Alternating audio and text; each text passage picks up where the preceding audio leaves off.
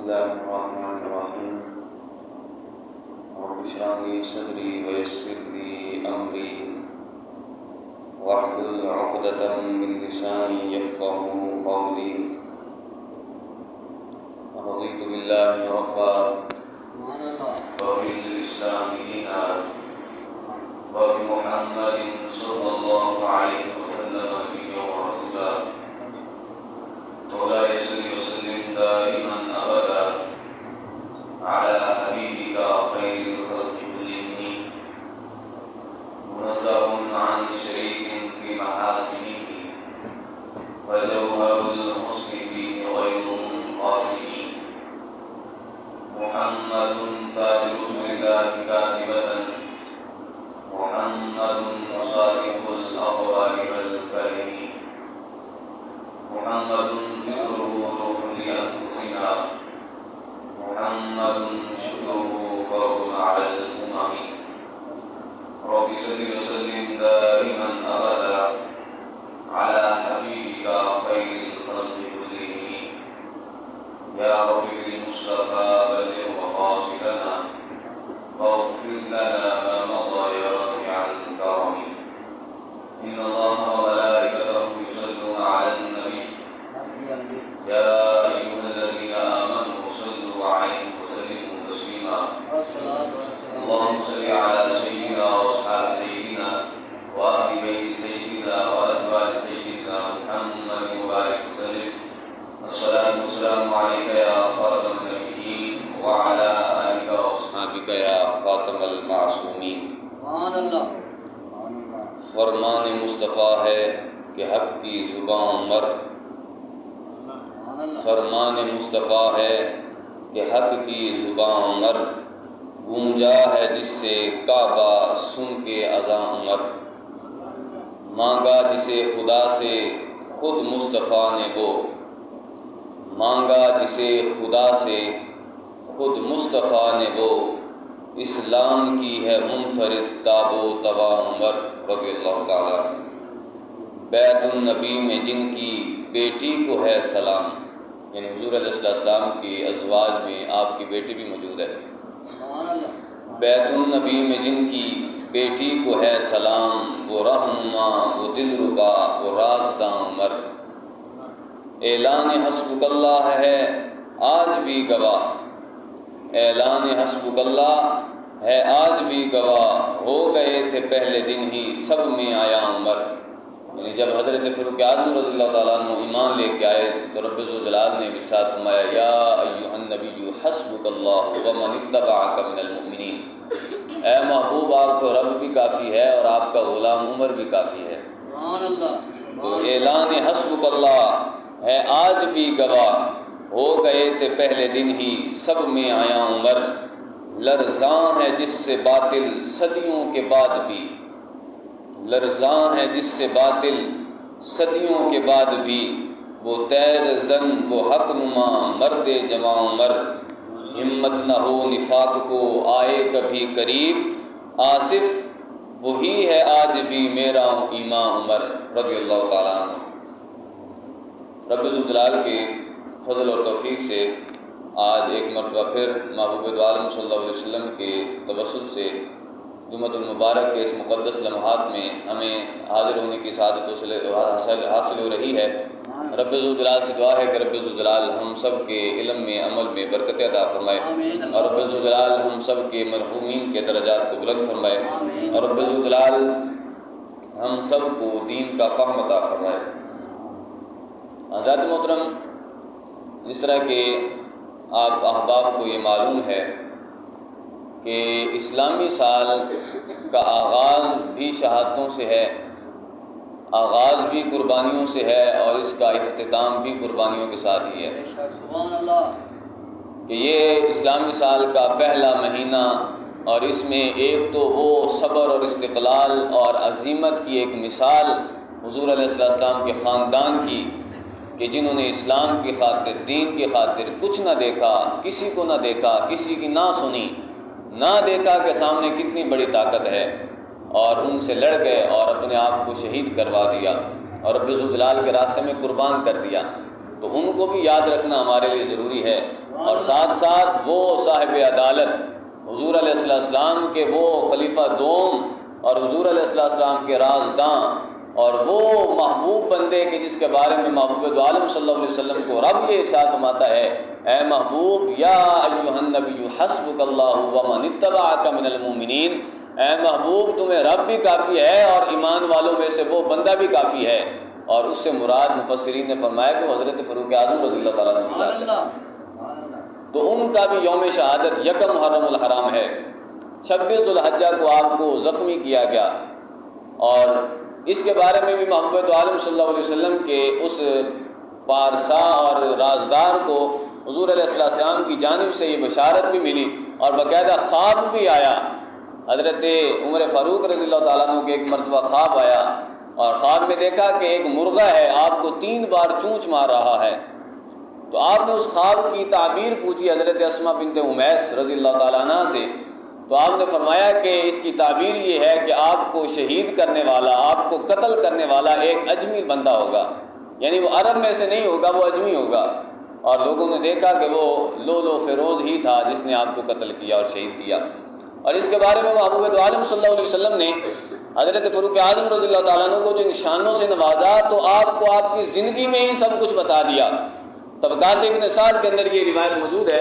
ایک مرتبہ حضرت فاروق اعظم رضی اللہ تعالیٰ عنہ حضور کی بارگاہ میں جب تشریف لائے تو رب ذوالجلال کے محبوب صلی اللہ علیہ وسلم نے آپ کے لباس کو دیکھا۔ جب لباس کو دیکھا تو لباس بالکل ہی ختم ہو چکا تھا، یعنی جس لباس کو بار بار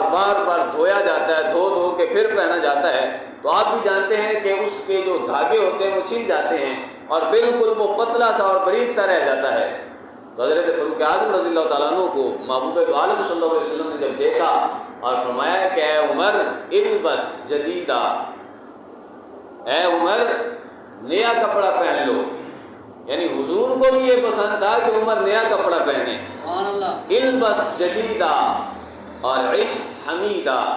فرمایا کہ نیا کپڑا پہنو اور اللہ کرے کہ تم پوری زندگی ہی قابل ستائش رہو، یعنی عش حمیدہ، زندگی ایسی گزارو کہ ساری زندگی لوگ تمہاری تعریفیں کرتے رہیں، ومت شہیدہ، اور تمہیں شہادت نصیب ہوگی۔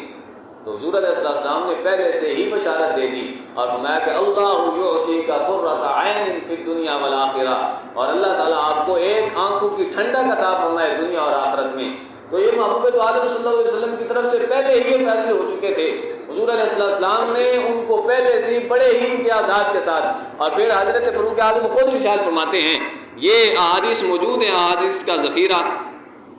کہ حضرت فاروق اعظم رضی اللہ تعالیٰ عنہ ایک مقام پر تشریف فرما تھے، تو یہ حدیث پاک رب ذوالجلال کے محبوب صلی اللہ علیہ وسلم نے ارشاد فرمایا، اللہم اعز الاسلام باحب ہذین الرجلین، یعنی یہ جب کہا جاتا ہے کہ مراد قلب رسول صلی اللہ علیہ وسلم،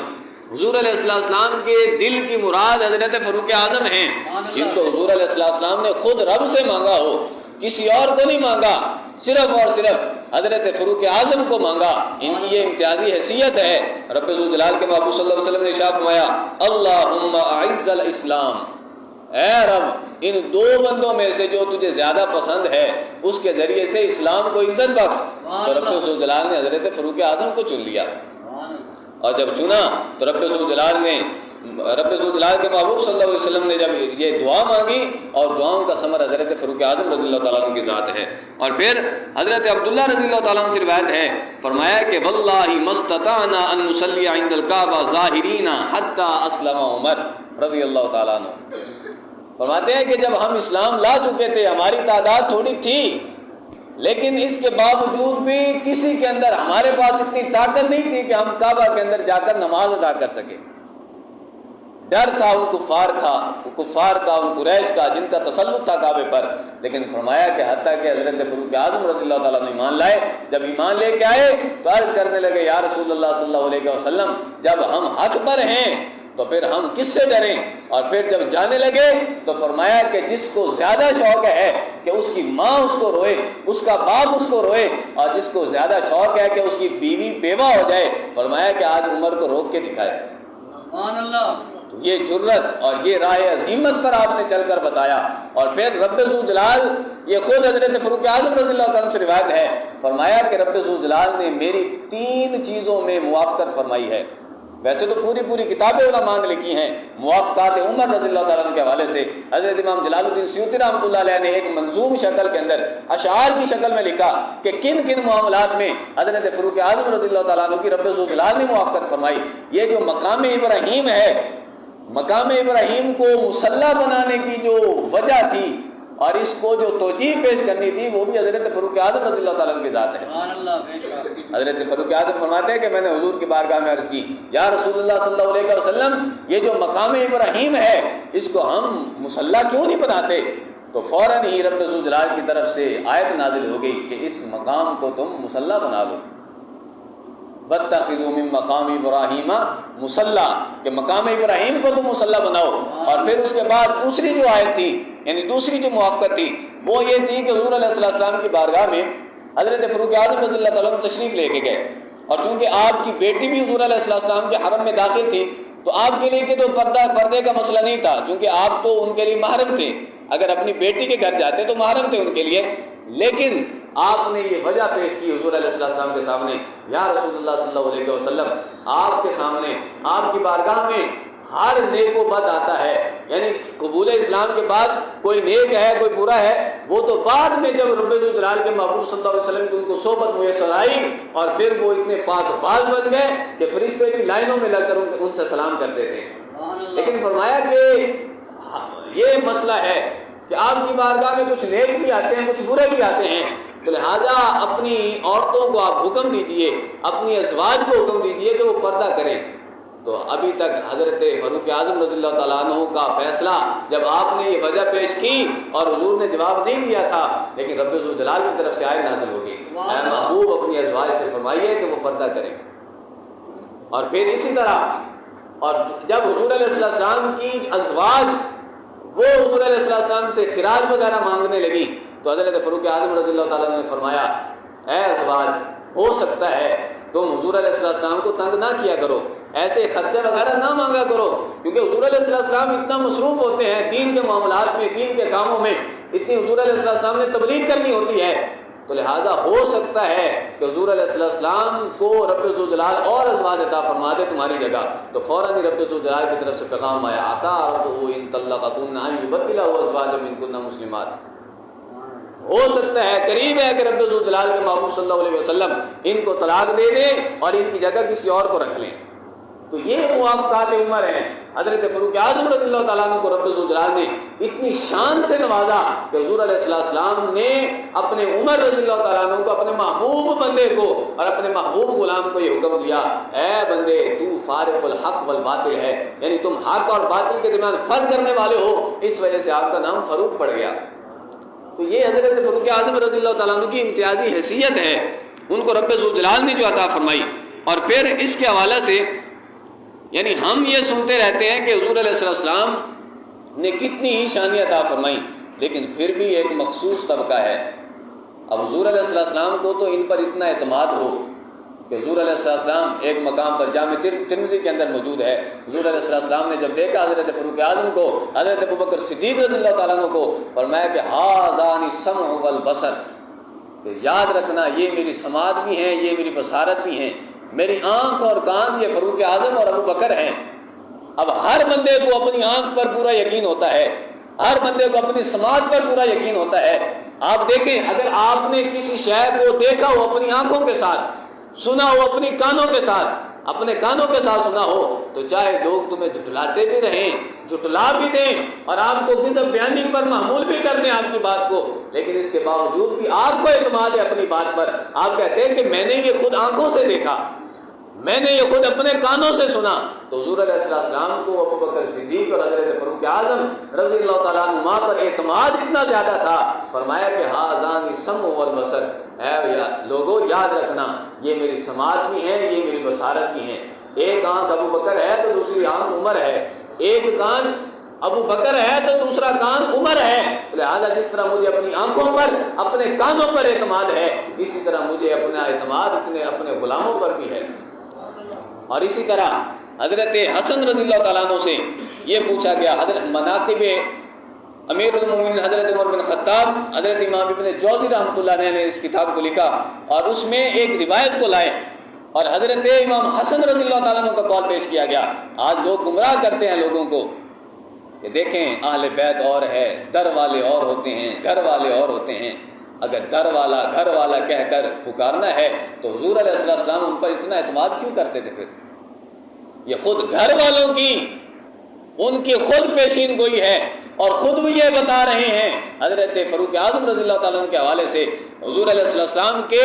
نواسے حضرت حسن رضی اللہ تعالیٰ عنہ سے پوچھا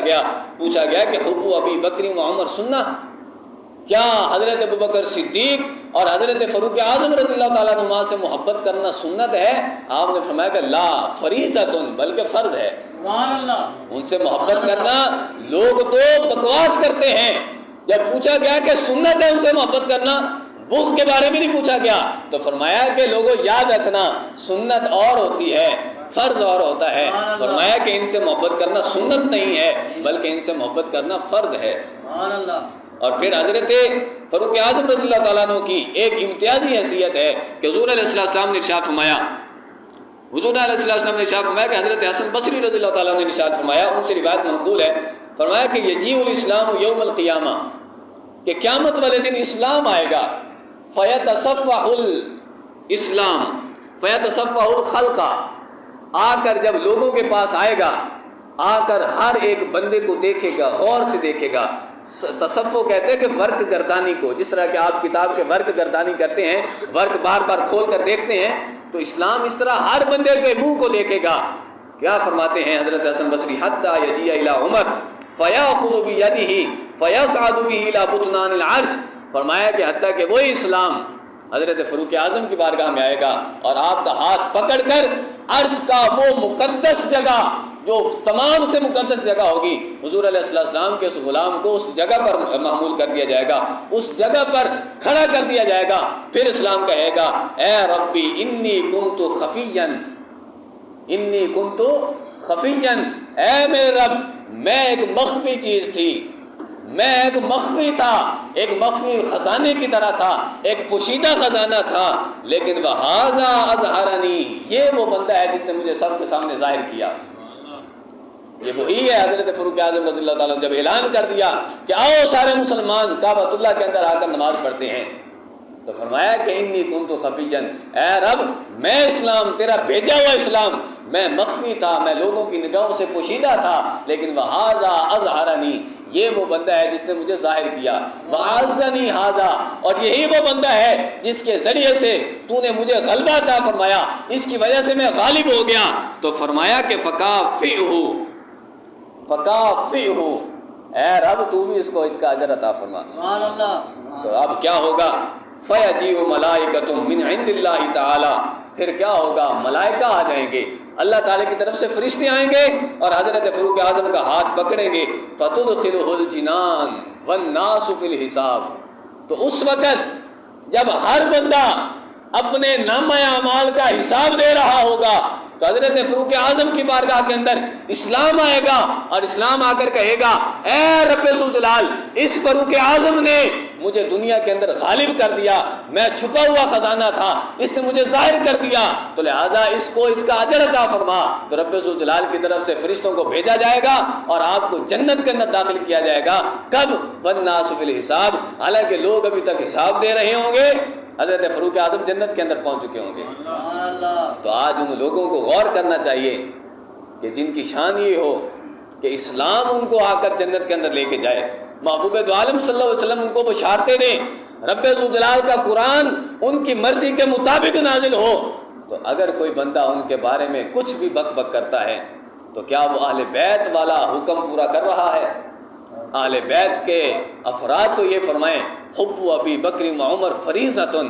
حضرت فاروق اعظم، حضرت ابوبکر صدیق رضی اللہ تعالیٰ عنہ کی محبت فرض ہے، اور یہ محبت ایسے نبھائیں کہ نام حسینی ہو،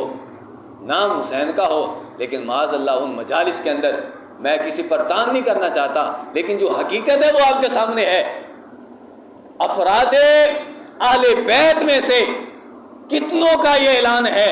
اور پیچھے بھی کئی مقامات پر میں نے بیان کر دیا کہ حضرت امام زین العابدین، حضرت امام باقر رضی اللہ تعالیٰ عنہما، ان سے بھی فیصلے کروائے گئے۔ ان کے سامنے جب آ کر کوئی صحابہ کے بارے میں بک بک کرتا تو فرمایا کہ تم ان کے بارے میں بکواس کر رہے ہو جن کو رب ذوالجلال نے صادق کہا ہے، جن کے بارے میں رب ذوالجلال نے آیتوں کو نازل کیا۔ تو اگر اہل بیت کو ماننا ہے تو اہل بیت کی بھی ماننی ہے۔ تو جن کو رب ذوالجلال نے اتنی شانیت عطا فرمائی، تو یقیناً 10 محرم الحرام بہت ہی اہم دن ہے، اور اس کے اندر محبوب دو عالم صلی اللہ علیہ وسلم کے ان نواسوں نے، اس پوری قوم نے جو قربانیاں دیں رب ذوالجلال کے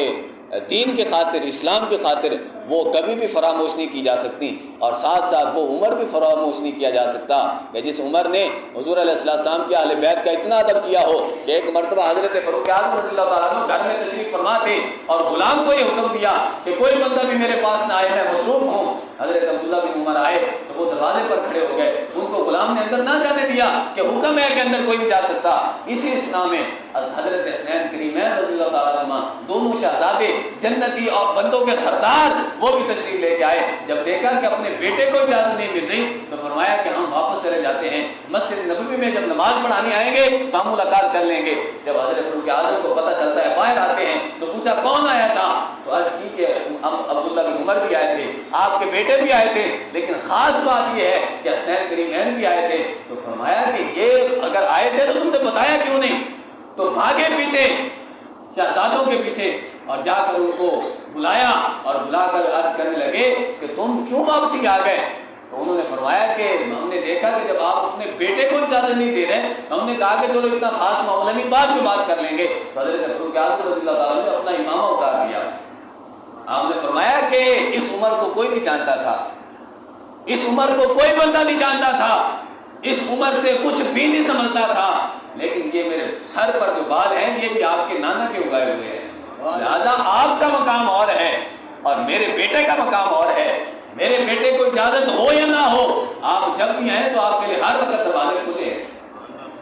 لہذا یہ ان کی آپس میں محبت اور ان کی آپس میں عقیدت، لیکن آج انہی کا نام لے کر اگر لوگوں کے سامنے